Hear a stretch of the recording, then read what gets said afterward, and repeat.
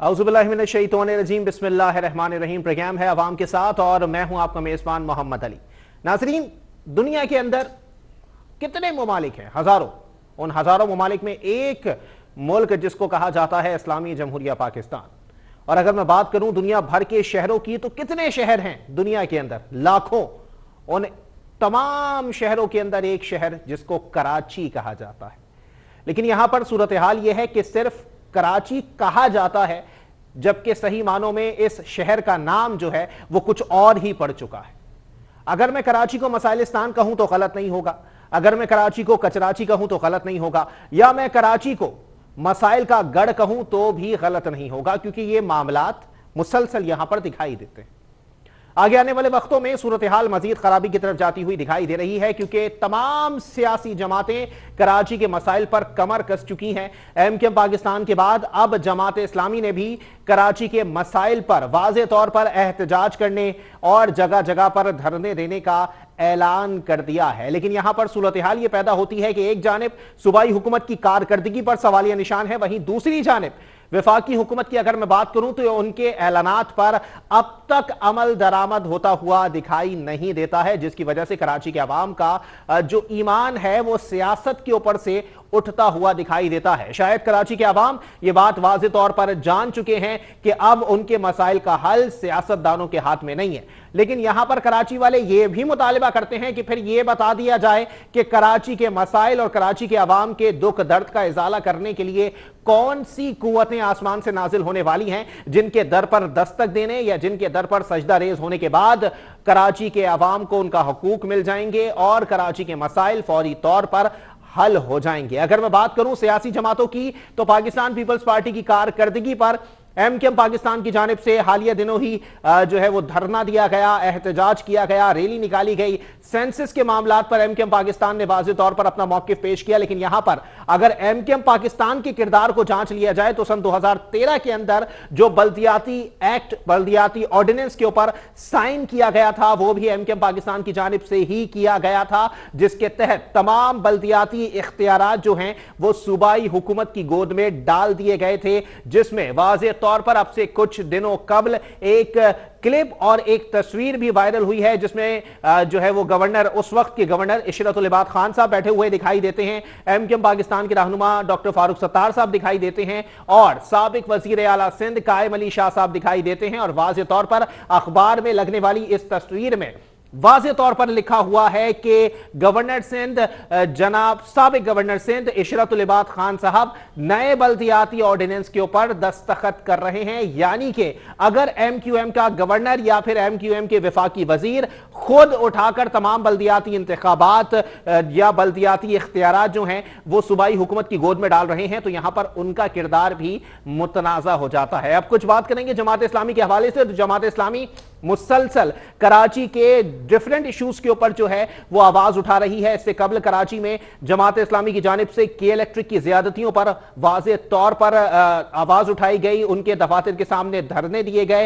हाफिज नईमुल रहमान साहब ने ऐलान किया कि अगर फौरी तौर पर ये मसाइल हल नहीं हुए तो इन धरनों का सिलसिला जो है वो जारी रहेगा। इसी पर बात करेंगे, हमारे साथ मौजूद हैं सबसे पहले तो सिंध हुकूमत में जो जमात मौजूद है पाकिस्तान पीपल्स पार्टी, उसकी रहनुमा हैं जनाब तहसीन आबदी साहबा मेरे साथ मौजूद हैं। और साथ ही साथ मुझे ज्वाइन किया है एमकेएम पाकिस्तान के अहम रहनुमा हैं जनाब फयाज कायम खानी साहब ने। बहुत शुक्रिया, आप दोनों मेहमानान ने अपना कीमती वक्त इनायत किया। तहसीन साहबा, गुफ्तगू का आगाज मैं आपसे करूंगा, क्या कहेंगी तहसीन साहबा, हर सियासी जमात को आप लोगों से मसला क्यों है, या फिर आपकी कारकर्दगी इस कदर मुतनाज़ा है कि जिसकी वजह से सियासी जमातें जो हैं वो अपनी सियासत चमकाती हैं या फिर शायद अवाम के हुकूक के लिए सड़कों पर नजर आती हैं?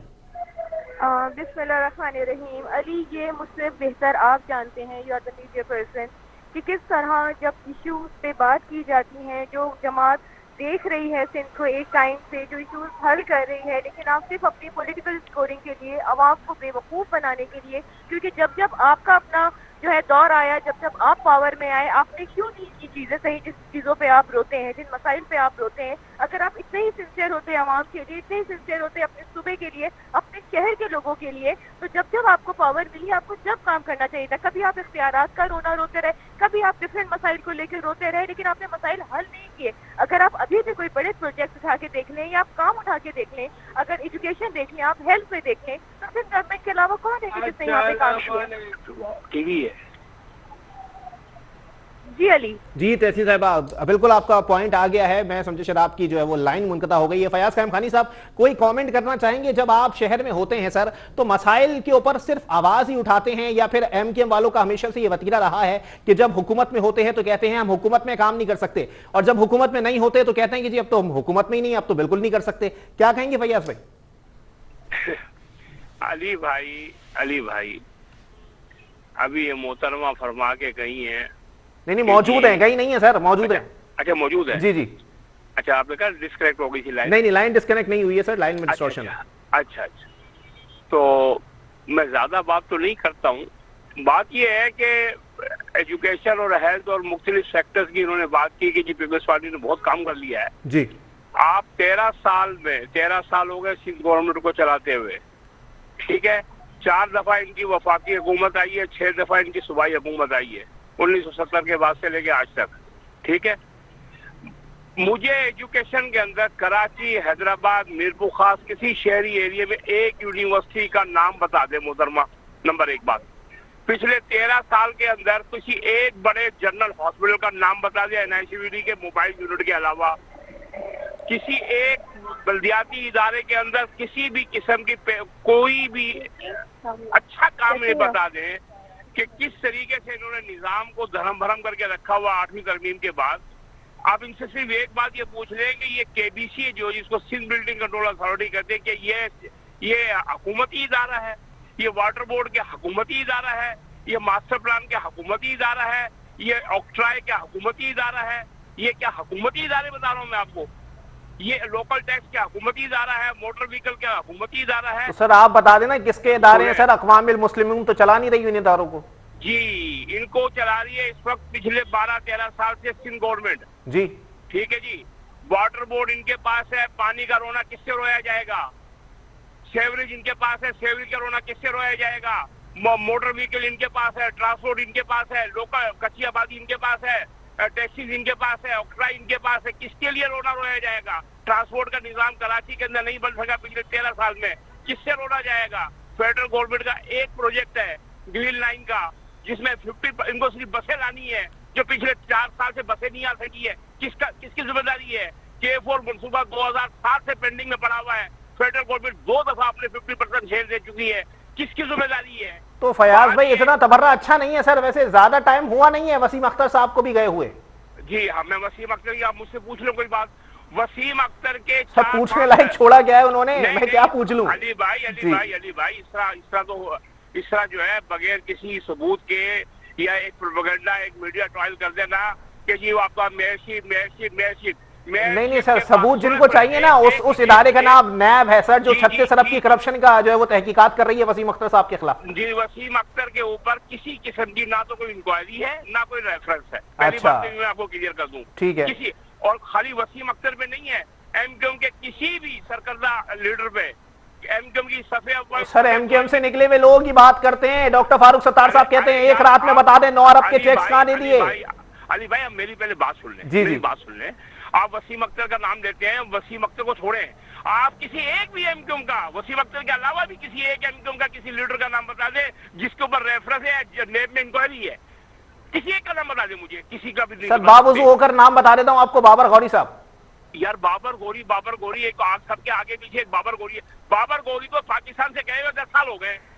सर ताल्लुक तो था ना आपसे, आपने कहा एक लीडर का नाम बता दे, मैंने एक लीडर का नाम बता दिया तो आप बुरा मान रहे सर। ये बुरा नहीं मान रहा हूँ। आप मुझे बताएं पिछले 5 साल के अंदर 22 अगस्त 2016 के बाद, जी मैं ये बातें डिस्कस नहीं करना चाहता हूँ, 22 अगस्त 2016 के बाद एक नई शक्ल नजर आई, ठीक है, एक नई तरीके से एमक्यूएम निकल के आई है। अच्छा। आप मुझे 5 साल के अंदर किसी एक आदमी का नाम बता जो किसी का कि हम मेयर भी हम रहे हैं, जी जी, डिस्ट्रिक्ट नाजिम भी हम रहे हैं, सिटी नाजिम भी हम रहे हैं, यूसी नाजिम भी चेयरमैन हम रहे हैं, नाजिम हम रहे हैं, टाउन के नाजिम हम रहे हैं। क्या किसी 2002 से लेकर आज तक 2005 से लेकर हमारे नाजिम रहे हैं, पहले हम 2 दफा मेयर रहे हैं, किसी एक आदमी का तो नाम बताएं जिसमें करप्शन का केस हो, जिसके ऊपर रेफरेंस हो, जिसको बुलवाया गया हो। पीपल्स पार्टी का बता दूं, पीपल्स पार्टी की सफे अव्वल की कयादत नेब में है, सफे दोइम की कयादत नेब में है, सेकंड लेयर, थर्ड लेयर, तमाम के तमाम लोग नेब के अंदर है। आप देखें, बात सुने, बात हकाइक के ऊपर की जाए। एमक्यूएम पे इल्जाम का हमारे लिए कोई मसला नहीं है। चले ठीक है फयाज भाई, आपको ये पॉइंट आ गया। मैं तहसीन साहिबा से इसका जवाब ले लूं। तहसीन आबदी साहिबा क्या कहेंगी? बात में उनकी पॉइंट तो मौजूद है कि अगर इदारे आप लोगों के मातहत हैं तो रोना धोना आपके दरवाजे पर ही होगा, जो कभी खुलता नहीं है। हाँ अली, मैंने बड़े तहम्मुल से इनकी बात सुनी, मेरे वालिद की तरह है बिल्कुल। मतलब मैं बिल्कुल अपने वालिद की उम्र की है, उनका इसी तरह एहतराम करूंगी मैं।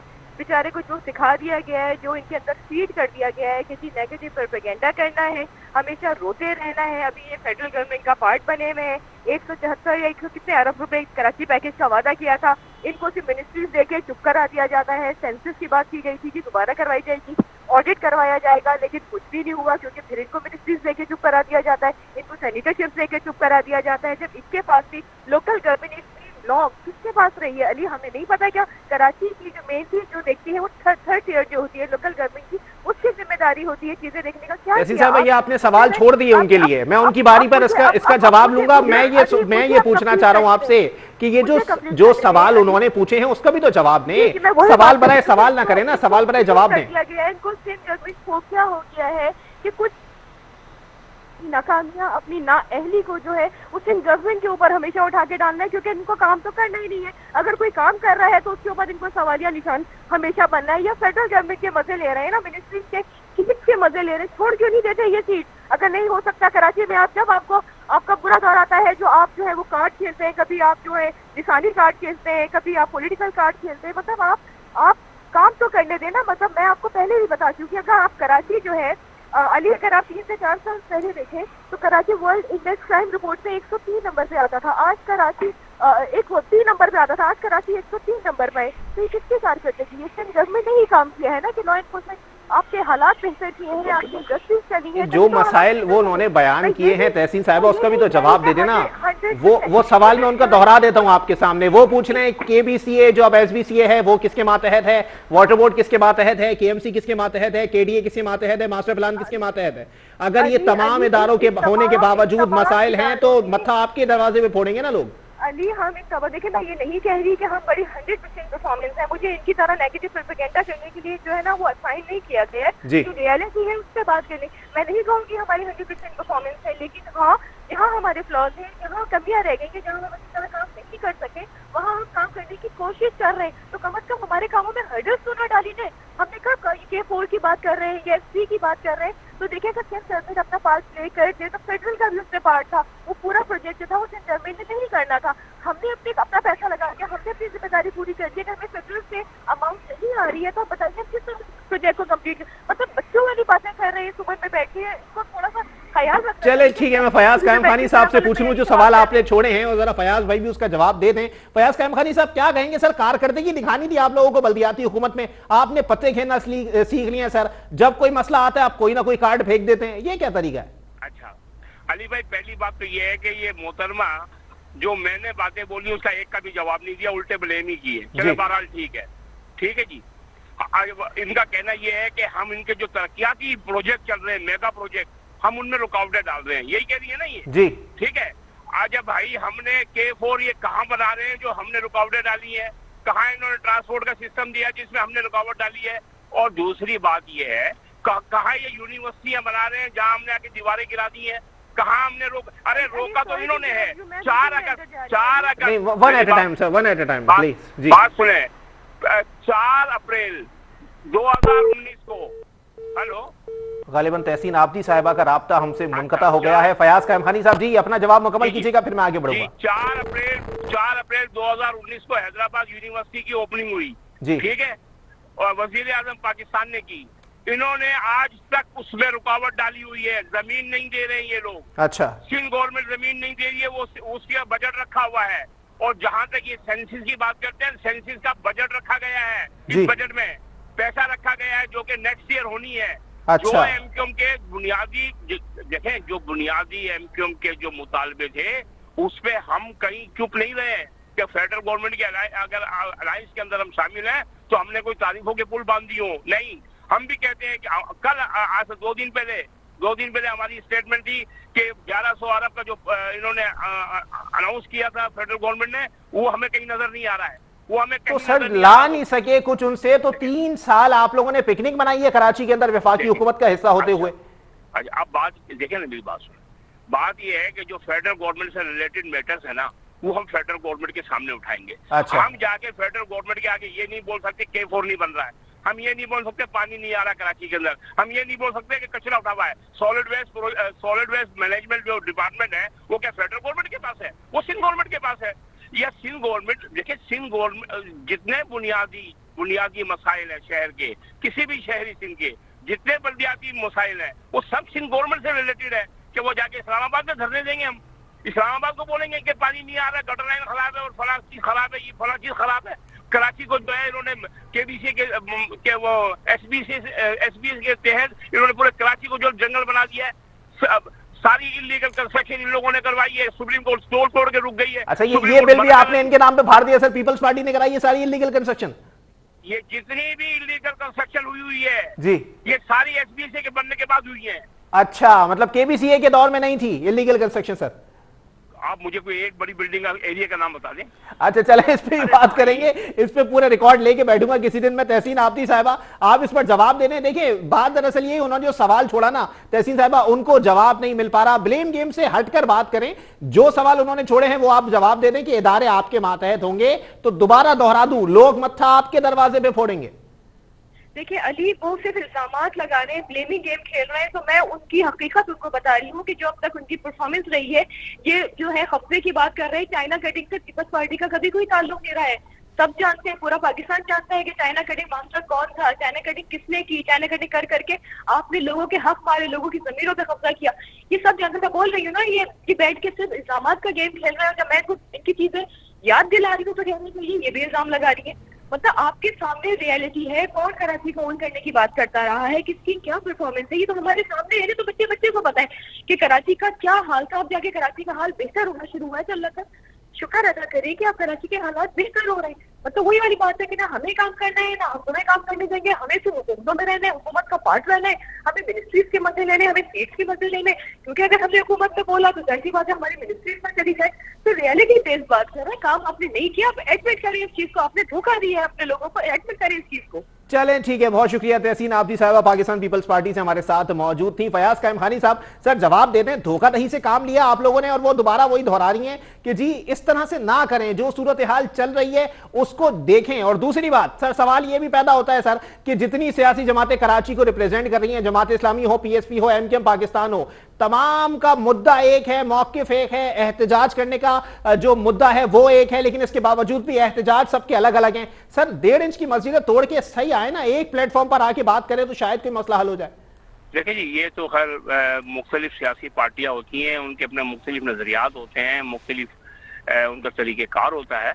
ये तो एक अलग इशू है, इस पर तो खैर अलग बात की जा सकती है। और लेकिन जहां तक ये मोहतरमा फरमा के गई हैं कि जी हाँ, इन्होंने मेरे किसी सवाल का जवाब नहीं दिया है, लेकिन बहरहाल इन्होंने हमारी परफॉर्मेंस की बात की है ना, तो हमने अपनी निजामत के या जब भी हमारे पास थोड़े बहुत इख्तियारात रहे, कराची का तमाम जितने मेगा प्रोजेक्ट्स हैं वो हमने बनाए हुए हैं। अच्छा। कराची के अंदर जितना भी ये रोड का सिस्टम बना हुआ ये हमने बनाए हुए हैं। कराची में जितना भी हमने 100 बेड का हॉस्पिटल बनाया हुआ बल्दिया के अंदर, आज तक इन्होंने रन नहीं करवाया। हमने मेडिकल कॉलेज लानी में बनाया हुआ, इन्होंने खोलने नहीं दिया। हमने कॉलेजेस हमने बनाए हुए हैं। तो ये रोड, स्ट्रीट, अंडर बाईपास, ये तमाम और ये जो K4 का मंसूबा एमक्यूएम का दिया हुआ है, इस 2007 में हमने ही दिया था परवेज मुशर्रफ के दौर में। S4 S3 हमने ही बनाया हुआ है, K3 हमने ही बनाया हुआ है। कराची के अंदर ये निजाम हमने ही दिया हुआ है। कराची में एमक्यूएम के अलावा किसी ने आज तक मेगा प्रोजेक्ट छोटा सा प्रोजेक्ट भी नहीं बनाया हुआ है। ये फेडरल गवर्नमेंट का, ये हम ही लेके आए हुए हैं। ये फेडरल गवर्नमेंट की ग्रीन लाइन जो है, जो आज पिछले 6 साल से पेंडिंग में पड़ी हुई है, ये पीपल्स पार्टी की वजह से पड़ी हुई है। अच्छा। बात ये है कि जहां तक एमक्यूएम के पास जितने भी इख्तियारात रहे ना, और जहां तक बात ये बार बार घुमा के कि आपके बल्दियात रही है ना, अरे बल्दियात के अंदर तनख्वाहें लेने के लाले पड़े होते थे। एनएफसी अवार्ड ये लेते थे 9,000। तो सर मुर्तजा वहाब साहब ने आगे ये बात साबित की ना, उन्होंने कहा कि मैं इन्हीं इख्तियारात के अंदर काम करके दिखाऊंगा, तो और यही मुतालिबा जो है वो मुस्तफा कमाल साहब ने दिया था कि इतने इख्तियारात मुझे दे दें, आप मुझसे शहर साफ ले लें। भाई साहब पिछले नहीं आप देखें, आवाम भी सुन रही है आपका प्रोग्राम, लाखों लोग देखते हैं। बात ये है मेरे भाई, एक सिंध गवर्नमेंट ने एक नया महकमा बनाया था सॉलिड वेस्ट मैनेजमेंट का। जी जी, ठीक है, उसको ठेका दिया इन्होंने चाइना की कंपनी को। चाइना की कंपनी से अपने ही आदमियों का पेटी ठेका ले लिया इन्होंने। अब 2-2, 3-3 डिस्ट्रिक्ट के अंदर सॉलिड वेस्ट मैनेजमेंट का प्रोग्राम है जो सिंध गवर्नमेंट के पास है। वो कचरा उठाने की जिम्मेदार है, कचरा वो उठाएगी। कराची में पिछले 1 साल से बल्दिया नहीं है। 1 साल पहले 30 अगस्त को वसीम अख्तर गए थे। 1 साल में इनकी कारकर्दगी क्या जो इस बकराइद पे नजर आई थी। अलाइशों की जो हालत हुई थी रोडों के ऊपर, जो है ना वो टायरों में, गाड़ियों के टायरों के अंदर कुचल के ये अलाइशें खत्म हुई है, उठाने से खत्म नहीं हुई है। 1 साल में आदमी क्या नहीं कर लेता है। 1 साल हो गया बल्दियात खत्म हुए। चले फयाज कायम खानी साहब, मैं आपसे ये रिक्वेस्ट कर रहा हूं सर, आप स्टूडियो आए, स्टूडियो आके मवाजना कर लेंगे सर वसीम अख्तर साहब के दौर में क्या हुआ, क्या पॉलिसी अपनाई गई, और मुर्तजा वहाब साहब के दौर में क्या पॉलिसी अपनाई जा रही है। एक ब्रेक के लिए मुझे कहा जा रहा है, ब्रेक के बाद प्रोग्राम को यहीं से कंटिन्यू करेंगे। कुछ दीगर मेहमानान से भी उनका मौकिफ लेंगे। जमात इस्लामी का एहतजाज करने जा रही है, वो क्या मौकिफ रखती है, पीएसपी क्या मौकिफ रखती है, और सहाफी हजरात कराची के मसाइल पर किस कदर मरसिया खानी कर रहे हैं, इस पर भी बात होगी। एक ब्रेक के बाद वापस आते हैं।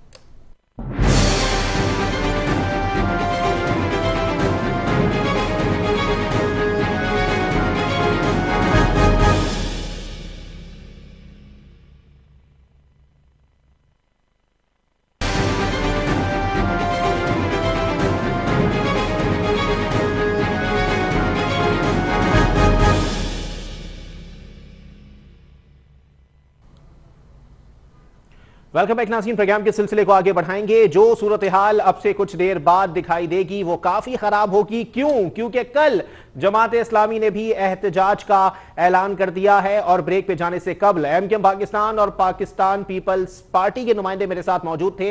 दोनों की जानिब से ब्लेम गेम का सिलसिला ही जारी रहा। कोई कंक्लूजन किसी बात का नहीं निकल सकता जब तक आप ब्लेम गेम से बाहर नहीं निकलेंगे। यह सूरत हाल कराची के अंदर, खासकर कराची के मसाइल के ऊपर अक्सर देखने में आती है कि एमकेएम पाकिस्तान की अगर मैं बात करूं, वो कहते हैं हमने कुछ नहीं किया, और पाकिस्तान पीपल्स पार्टी वाले कहते हैं मसाइल में हमारा कोई हाथ नहीं है। तो जनाबे वाला, कराची के ये हालात या कराची के ये मसाइल किसके मरहूने मिन्नत हैं, और अगर ये मसाइल हल होंगे तो करने के लिए याजूज माजूज आएंगे या आसमान से फरिश्ते नाजिल होंगे, समझ नहीं आता। इसी पर बात करेंगे। हमारे साथ पाक सरजमीन पार्टी से आपका ताल्लुक है, हफीजुद्दीन साहब मौजूद हैं। बहुत शुक्रिया हफीज साहब, आपने अपना कीमती वक्त इनायत किया। जनाबे वाला, बताइएगा सर, कराची के मसाइल के ऊपर तमाम सियासी जमातें स्टेक होल्डर्स हैं, लेकिन किसी एक की जानिब से मौसर आवाज नहीं उठाई जा रही। बिस्मिल्लाहिर्रहमानिर्रहीम, बहुत शुक्रिया। बात यह है कि मौसर आवाज उठाने वाली कुव्वतें इस वक्त मैं समझता हूँ वो तमाम की तमाम कराची की जेन्युइन लीडरशिप मुस्तफा कमाल की तरफ देख रही है। अच्छा। और ये जो बात कर रहे हैं, पीपल्स पार्टी बात कर रही है, जमात इस्लामी बात कर रही है, एमक्यूएम बात कर रही है, इन सबको हर बार मौका मिला। ये टाइम टेस्टेड लोग हैं, और मुस्तफा कमाल भी मोर और लेस अपनी शख्सियत में टाइम टेस्टेड है, और उसने एक पार्टी बनाई है, कराची पाकिस्तान के लिए जद्दोजहद का अलम उठाया है।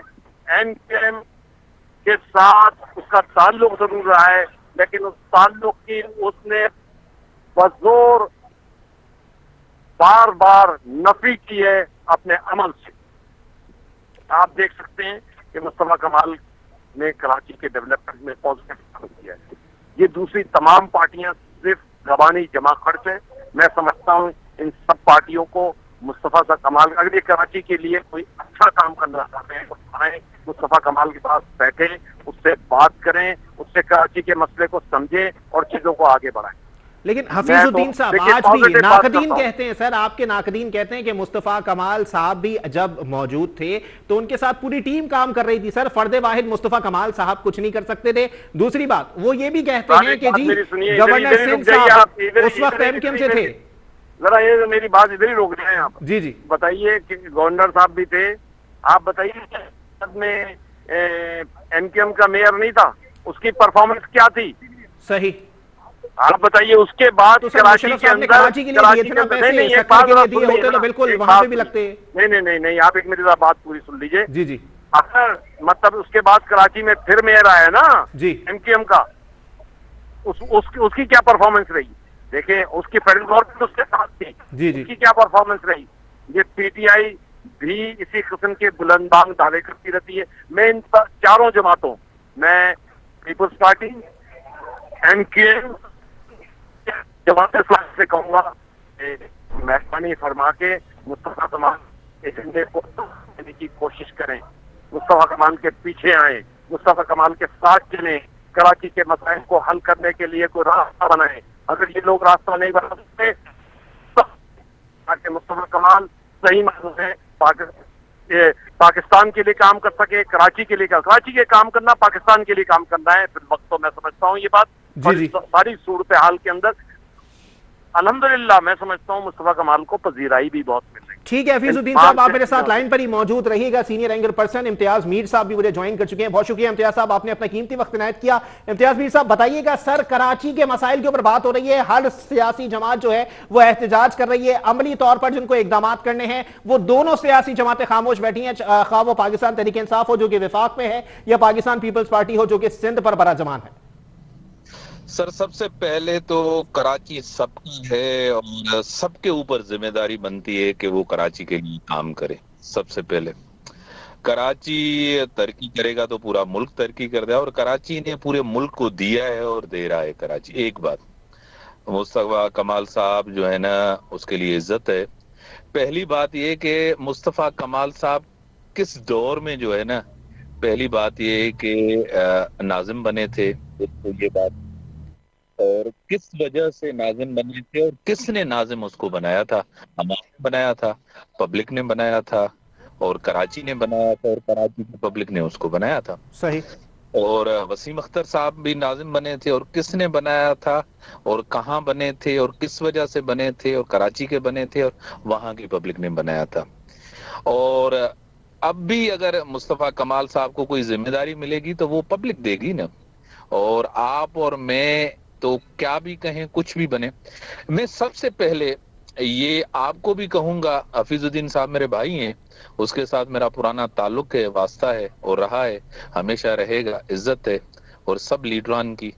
पहली बात ये कि हर दौर की ऑडिट होनी चाहिए जी कि कितना किसको पैसा मिला, उसकी ऑडिट होनी चाहिए।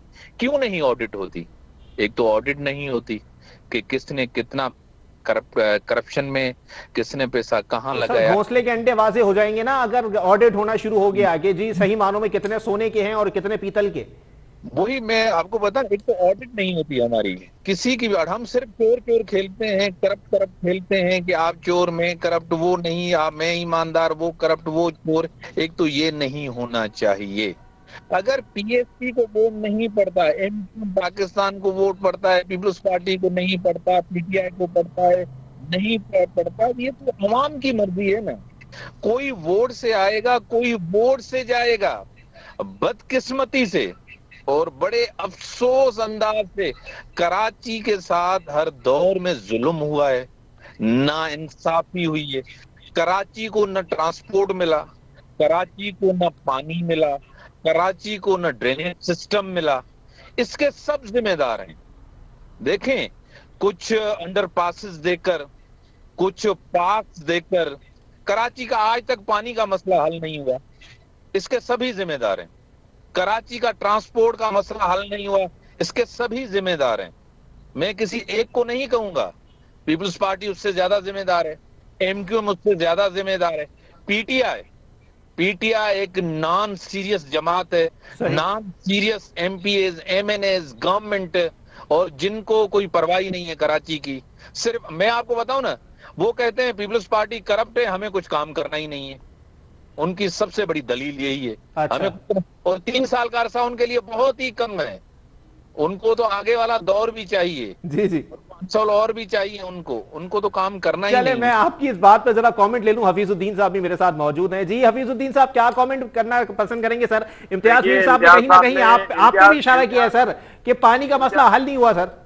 अच्छा मेरी यार सुन ले, मैं आपको बताऊं, मैं इम्तियाज भाई से ये कहूंगा कि उस जमाने की पूरी तफसीलात उठाएं, इनको अंदाजा हो जाएगा कि 4 साल दौर में मुस्तफा की परफॉर्मेंस क्या रही है, जाती परफॉर्मेंस। लेकिन मैं समझता हूँ कि वो कराची जैसे बड़े शहर के लिए बहुत मुख्तसर सी परफॉर्मेंस है 4 साल। आज न सिर्फ 13 साल बल्कि आगे पीछे पीपुल्स पार्टी को उससे कहीं ज्यादा वक्त मिला, एमक्यूएम को उससे ज्यादा कहीं ज्यादा वक्त मिला, जमात इस्लामी को उससे कहीं ज्यादा वक्त मिला, पीटीआई को ये 3 साल मरकजी हुकूमत मिली है, गवर्नर इनका यहाँ पे है, 1100 अरब रुपए के वायदे किए गए हैं, कहाँ है? मैं आपसे ये सिर्फ अरबों के वायदे से कुछ नहीं चलता। अच्छा। मैं ये समझता हूँ कि इस वक्त इस बात की अशद जरूरत है। एक बात तो इन्होंने जो कहा कि ऑडिट होगा, ऑडिट होना चाहिए, मैं इनकी इस बात की मुकम्मल हिमायत करता हूँ कि ऑडिट होना चाहिए। आपको नहीं लगता सर अगर ऑडिट होगा तो पूरी नोटिस की फाइल आ जाएगी सर नेशनल अकाउंटेबिलिटी ब्यूरो से? मेरी बात सुनिए, देखिए मैं बात बताऊँ, ये नेशनल अकाउंटेबिलिटी ब्यूरो को एक तरफ रखें। अच्छा। मैं कहता हूँ सबसे बड़ा ऑडिट अपने अल्लाह के पास होना है।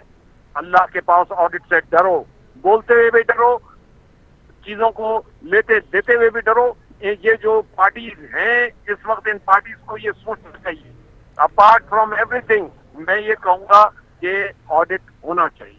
ऑडिट का जो मुलविजा तरीका है उसके मुताबिक होना चाहिए, बिल्कुल होना चाहिए, बार बार ऑडिट होना चाहिए। तो हफीजुद्दीन साहब यहाँ भी ये भी बताएं ना सर, ऑडिट अगर नहीं हुआ और नहीं होने पर भी नैब ने मुस्तफा कमाल साहब के खिलाफ एक रेफरेंस दायर किया हुआ है, अगर ऑडिट हो गया तो सर तो आपको क्या लगता है कितने रेफरेंसेस कमोबेश हो सकते हैं? चांद के हिसाब से बता दीजिएगा। वो रेफरेंस की मैं लीगल साइट को बहुत अच्छी तरह से जानता हूँ, वो मजाक है, वो मजाक है, वो रेफरेंस नहीं है। वो सिर्फ एक आदमी को फॉर द सेक ऑफ मतलब इन्वॉल्वमेंट को इन्वॉल्व रखा हुआ है। वो ऑडिट वो तो कोई रेफरेंस ही नहीं है।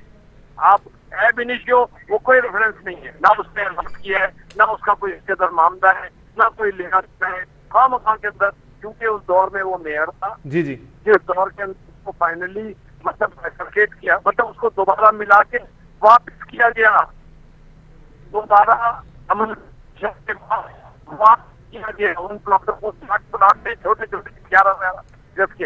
अच्छा चले, इम्तियाज मीर साहब से मैं इस पे कमेंट लेना पसंद करूंगा। इम्तियाज जी जी जी, हफीजुद्दीन साहब अपनी जवाब मुकम्मल कीजिए। एक और बात तो जी भाई, इस ऑडिट पे प्रोग्राम रखें। मैं 3 घंटे से लेस होके इन तमाम लोगों के लिए भी बात करने के लिए तैयार हूँ जो ये दावे करते हैं कि उन्होंने कराची को सर्व किया है। पीपुल्स पार्टी और पीटीआई दोनों एक ही सिक्के के 2 रुख हैं। जिस अंदाज के अंदर वो सिंध को चला रहे हैं, सिंध की बर्बादी का बायस बन रही है दोनों पार्टियां। एमक्यूएम ने तो अपना पूरा काम कर दिखाया है। अच्छा। लेकिन ये दोनों पार्टियां आज के वक्त के अंदर, आज हाल के अंदर, ये दोनों fully responsible for destroying Sindh particularly. ठीक है, इम्तियाज मीर साहब क्या कमेंट करना पसंद करेंगे इसके ऊपर? सर वो तो कह रहे हैं कि पूरी ऑडिट आप करा लें, हालांकि उनके खुद के लीडर जो हैं वो बगैर ऑडिट के जो है वो नैब का रेफरेंस भुगत रहे हैं। अगर ऑडिट हो गया सर तो आपको भी पता लग जाएगा किसकी आंखें फटी की फटी रह जाएंगी। मोहम्मद अली साहब, सबसे हम किसके ऊपर एतमाद करें? अकाउंटेबिलिटी से किस इदारे के ऊपर एतमाद करें? जिसकी भी अकाउंटेबिलिटी होती है वो कहते हैं कि विक्टिमाइजेशन हो रही है। नेब के ऊपर अगर कोई नेब बनाता है कहते हैं विक्टिमाइजेशन, पीपल्स पार्टी के ऊपर केस बनता है विक्टिमाइजेशन है। अगर पीटीआई का कोई बंदा जाता है विक्टिमाइजेशन, नून लीग का बंदा victimisation, PSP victimisation, MQM victimisation. किसके ऊपर एतमाद करें? कहते हैं कि भाई अल्लाह देखने वाला है। अल्लाह तो देखने वाला है, इस दौर में तो जजा सजा होगी ना। कोई किसी पे तो एतमाद करें, यकीन करें ना। तो इम्तियाज मीर साहब आपको क्या लगता है सर, डायरेक्ट अल्लाह कोई इदारा बनाने वाला है जिसकी वजह से पूरी दुनिया में एहतसाब हो जाएगा? अब देखें, दूसरा बैरोमीटर है आपके सामने कि आप पब्लिक में जाएं, आवाम से वोट लेने जाएं। अच्छा, अब इलेक्शन हुआ था, मंदोखेल साहब जीत के आ गए जी। आपने कहा कि भाई करप्ट जमात है, आप कह सकते हैं, मैं तजिया निगार हूं भाई जी। आप हफीजुद्दीन साहब कह सकते हैं भाई हफीजुद्दीन साहब की पार्टी को कितना वोट पड़ा, एमक्यूएम को कितना पड़ा, पीटीआई को कितना पड़ा। भाई वहां बैरोमीटर क्या था? भाई अकाउंटेबिलिटी है ना। जी। आप पब्लिक में गए, कितना वोट बढ़ा, आपका बयानिया क्या था, लोगों ने आपको वोट क्यों नहीं दिया, उन करप्ट जिनको आप करप्ट कहते हैं, चोर कहते हैं, लोगों ने उनको वोट क्यों दिया। ठीक है ना। जी जी ये दूसरी चीज आपके सामने ना अली, मयार तो यही है ना। जी जी, चले ये इम्तियाज मीर साहब, आपने पॉइंट बहुत अच्छा छोड़ा है। मैं हफीजुद्दीन साहब से चाहूंगा कि इस पे कमेंट करें। हफीजुद्दीन साहब बताइएगा सर कि अगर सही मानों में आपका बयानिया दुरुस्त साबित नहीं हो सका, या आपके मौकिफ को लोगों ने तस्लीम नहीं किया, आपके नजरियात को लोगों ने तस्लीम नहीं किया, इसलिए वोट नहीं पड़ा, क्योंकि अगर अवाम के पास आप जाएंगे इंसाफ करने सर, तो अवाम तो वोट से इंसाफ कर सकती है। तो पाकिस्तान तहरीक इंसाफ के साथ इंसाफ हो गया, या पीपल्स पार्टी के साथ इंसाफ हो गया, या एमकेएम के साथ हो गया, आप लोगों को कुछ नहीं मिला सर, वजह बताइएगा। करूँ ना, देखिए असल में वहाँ की सूरत क्या है, पीपल्स पार्टी के सूबे में हुकूमत जी, उसने वो तमाम हरबल इस्तेमाल किए जिसके जरिए से उनका आदमी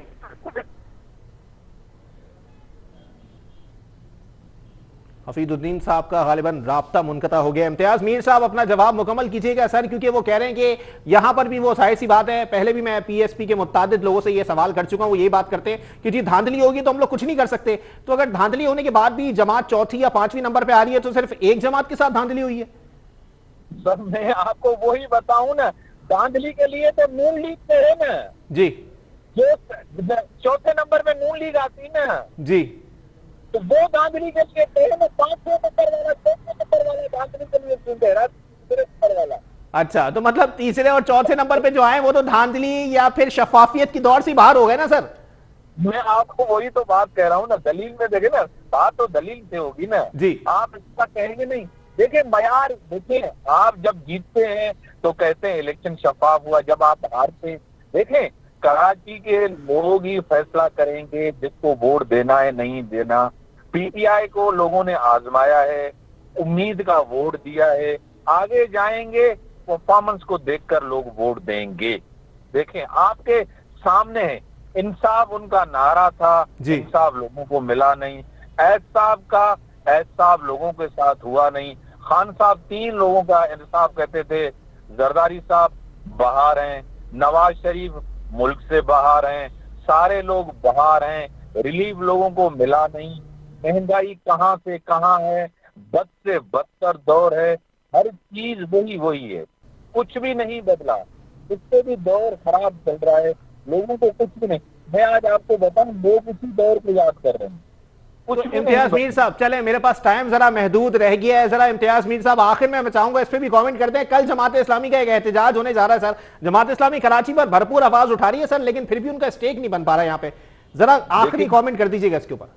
देखें, लोग सियासी बातें सुनना चाहते हैं, लोग मसाइल सुनना चाहते हैं, लोगों के पास सियासी अंदाज से जाना पड़ेगा जी, बड़ी बातें लोग नहीं। इस मुल्क में इनकलाब नहीं आएगा, इस मुल्क के अंदर आपको सियासत करना पड़ेगी। लोग, जमात इस्लामी एक सियासी जमात है, एक सियासी हकीकत है। जमात इस्लामी में लीडरशिप का फुकदान है, सही, और जब तक लीडरशिप नहीं आएगी जमात इस्लामी में, बिल्कुल लोग एतमाद नहीं कर पाएंगे। बहुत शुक्रिया इम्तियाज मीर साहब, सीनियर एंकर पर्सन हमारे साथ मौजूद थे, बेहतरीन तज्जिया हमें दे रहे थे। और कल जमात इस्लामी का एहतजाज है कराची के मसाइल पर। अगर मैं कराची की सड़कों पर दमदनाता फिरता रहूं तो जगह जगह पर मुझे बैनर्स आवेजा दिखेंगे जिस पर वाटर बोर्ड के खिलाफ, केएमसी के खिलाफ, सिंध हुकूमत के खिलाफ, वफाकी हुकूमत के खिलाफ नारे दर्ज दिखाई देते हैं, जिस पर वाज़े तौर पर कहीं 1100 अरब और कहीं कराची के एनएफसी अवार्ड का हिसाब मांगा जाता है। आया ये हिसाब कब मिलेगा, ये अल्लाह के सिवा कोई नहीं जानता। इसी के साथ अपने मेजबान मोहम्मद अली को दीजिए इजाजत। अल्लाह हाफ़िज़।